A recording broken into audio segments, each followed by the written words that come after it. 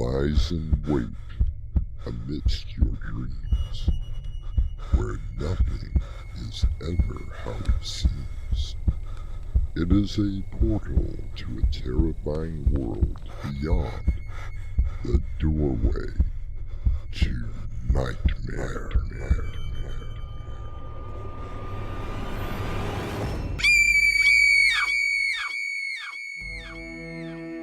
Come in. Welcome. I'm your host, Artemis Black. Horror that will live in your dreams well past the story's end. No, really. A story that even to this day still haunts many readers, as it may you. I must warn you, in all good conscience, that the terror you will feel will haunt you, as it does Dr. Francis Bernard. Of course, I shall not pretend to consider it any matter for wonder that the extraordinary case of Mr. Valdemar has excited discussion. It would have been a miracle had it not, especially under the circumstances, a rather garbled and exaggerated account made its way into the public. It became the source of many unpleasant misrepresentations, and, very naturally, much disbelief. It is now rendered necessary that I give the facts, as far as I comprehend them myself.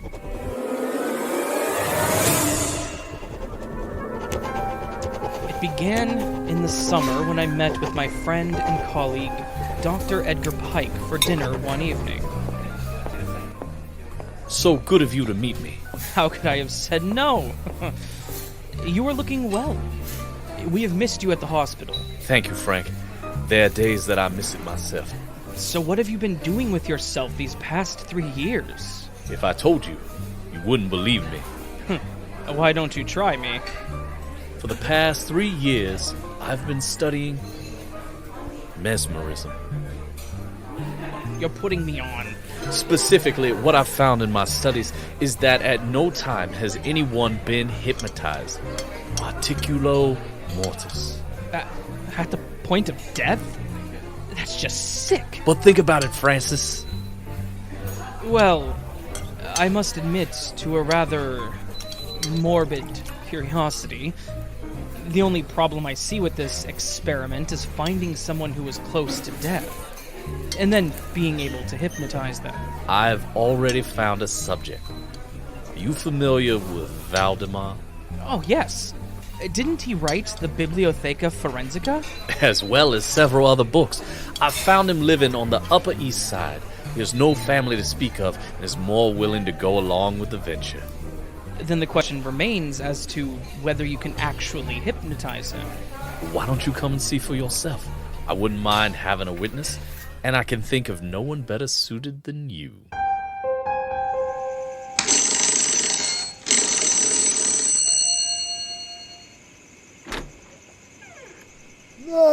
Dr. Pike, so good of you to come around. Mr. Valdemar, I would like to introduce Dr. Francis Bernard.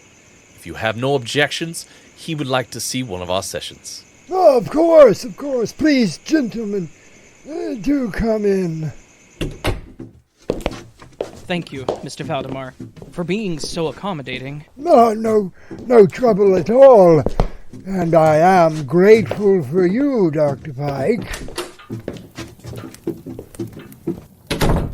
I must say, you are looking well. For a dying man? Please don't be embarrassed. Now, shall we begin? Valdemar, do you hear me? Are you asleep? Yes. I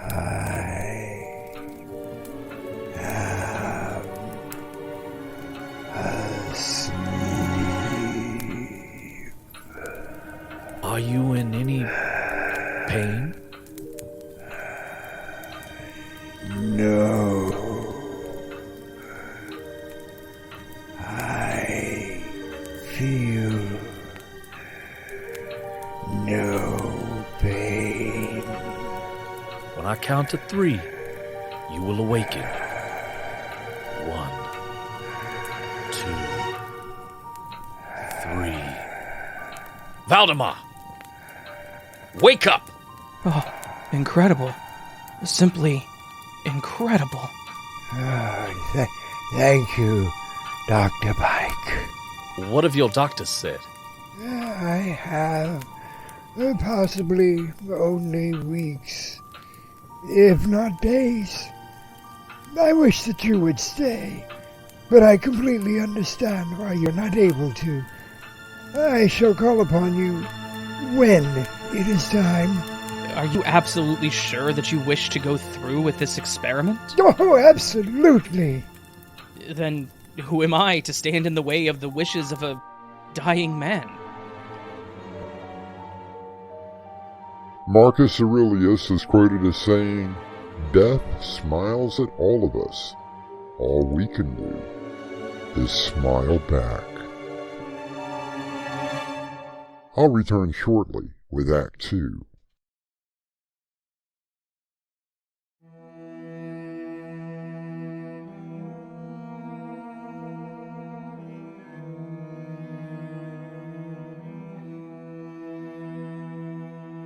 Albert Einstein is quoted as saying, "Our death is not an end if we can live on in our children and the younger generation, for they are us. Our bodies are only wilted leaves on the tree of life." Hello? Francis, meet me at Valdemar's place as soon as possible. What's happened? I received a note from him by messenger only 10 minutes ago. It reads, "You may as well come now. The doctors are agreed that I cannot hold out by tomorrow midnight, and I think that they have hit the time very nearly. Valdemar." I'm headed over there now. I just want you to know, Dr. Pike, that I do not approve of what you are doing. Francis, this is Velda Hopkins, the nurse who has been attending Valdemar. Velda, this is Dr. Francis Bernard. How is he doing, Miss Hopkins? The man is dying. How do you think he should be doing? I only meant... It's all right, Francis. Need I remind you, Nurse Hopkins of Valdemar's agreed to this experiment. He practically insisted on it. I just want you to know that I will not be held responsible for anything that happens. Understood. I think we should go in.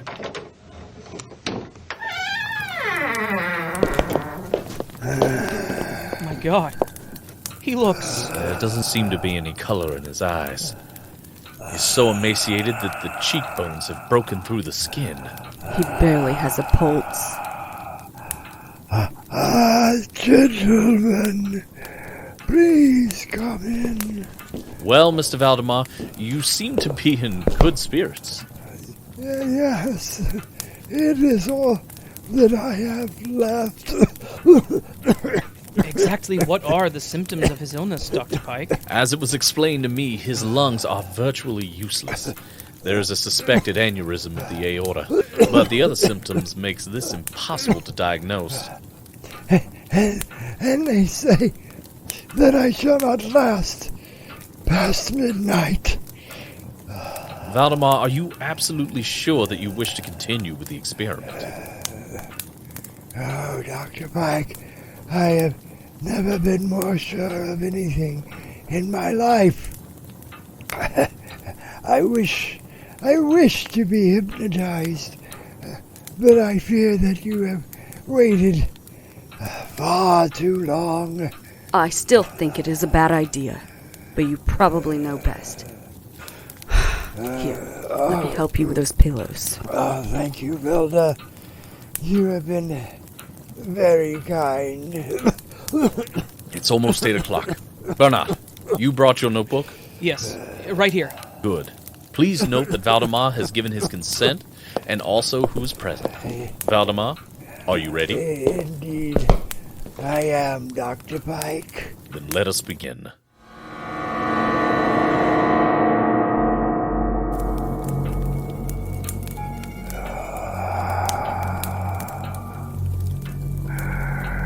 Valdemar, are you asleep? Yes. Asleep now. Do not awaken me.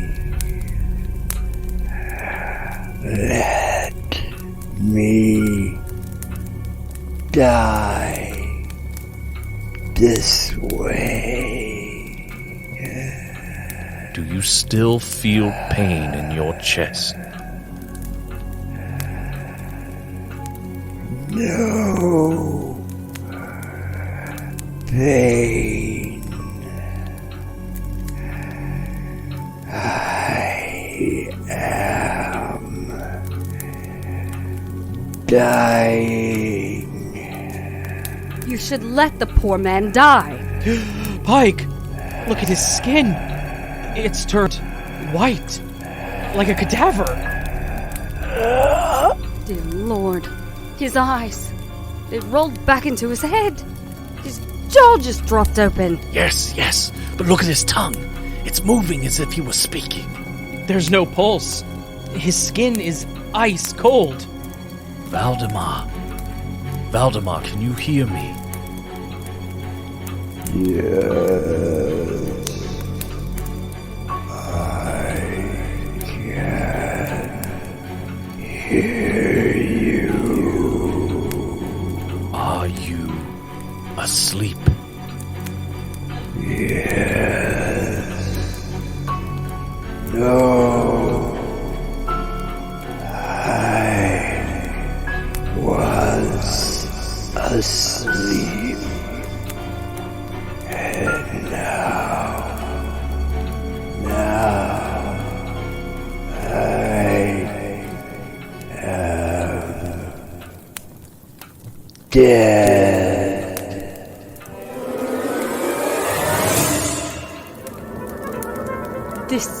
This is monstrous. I'm beginning to agree with Miss Hopkins. You should end this. Now. Have you both gone completely insane?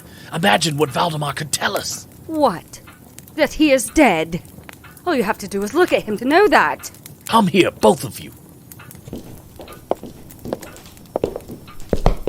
His tongue is still moving.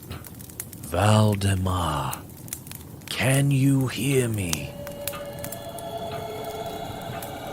Yes, I can hear you. Valdemar, what do you see? Darkness all around me. Shadows floating near me. What sort of shadows?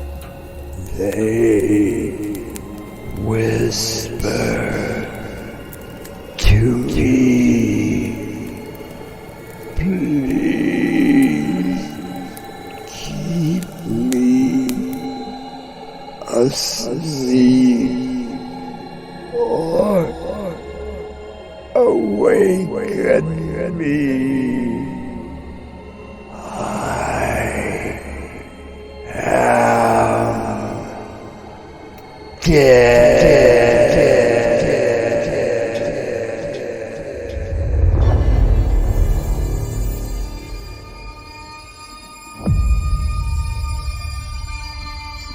Jose Saramago once said that death doesn't take her eyes off us for a minute, so much so that even those who are not yet due to die feel her gaze pursuing them constantly.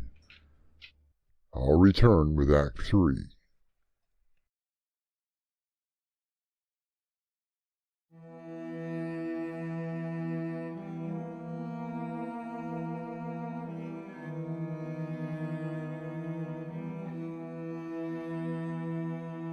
It has been almost 7 months since Mr. Valdemar was hypnotized at the point of death. Many physicians have come to witness the experiment. Does he still talk about the shadows? Yes, he can't describe them at all, only shadows that lie in darkness surrounding him. Don't you think it is time to end this? I can't find a pulse. He isn't breathing. There's no heartbeat. What you've put him in is a living hell. I think Velda is right. It's been 7 months.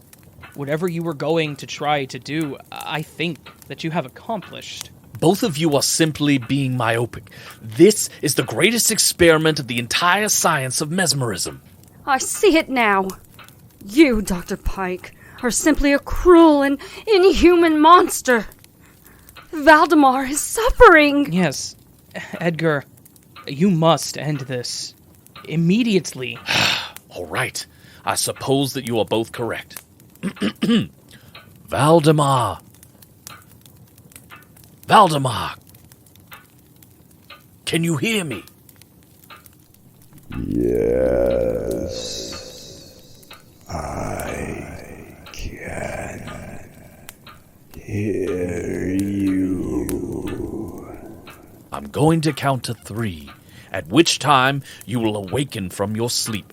Do you understand? No, 1, do not 2, awaken me. 3. Valdemar, wake up! Oh, my God. He's getting out of the bed? Valdemar, I command you to wake up! No, you put me in this living hell. No! Valdemar, stay back! Stay back! Dear Lord in heaven, Valdemar is walking towards Pike. Valdemar, stay back, I say!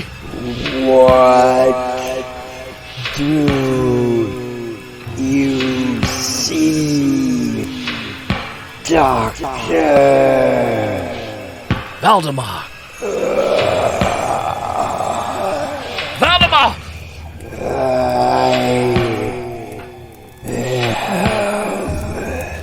Stay back!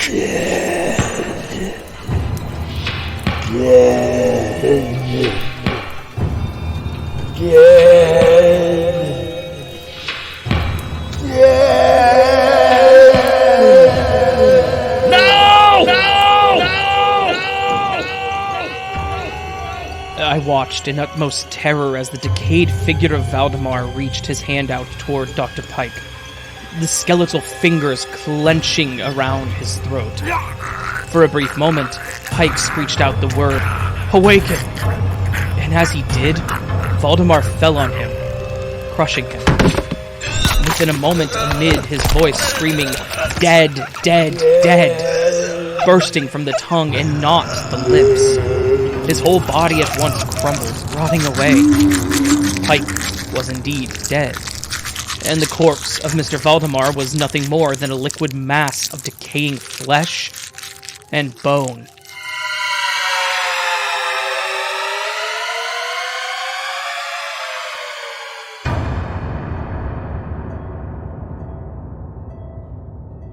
As Dr. Francis Bernard finishes the account, he slowly closes the notebook and wonders, will anyone believe the true facts in the case of Mr. Valdemar?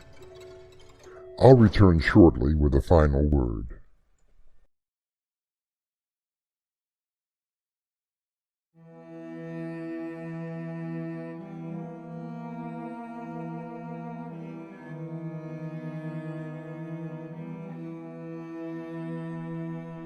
When the story was first published in 1845, many believed it to be a true account. Poe admitted in letters to friends that it was inspired by an operation on a mesmerized patient. But the facts in the case of VALDEMAR were purely fictional. Our cast included Mick Davis, Winslow Swan, Raven Adams, and Crimson McKenzie. The story was edited by Crimson McKenzie and directed by Winslow Swan. And now, a preview of our next tale. I'm telling you, Russell, no one came off that plane. Look, Tom, someone flew that thing, landed it, somehow, and then walked away. How else could it have gotten here? But I kept my eyes on it the whole time. We even looked at the security footage. Admit it. Flight 282 landed. By itself. This is Artemis Black, inviting you to return with us through the doorway to Nightmare for another adventure into the terrifying world of your imagination. Until next time, slumber peacefully. Epilogue. The butler did it.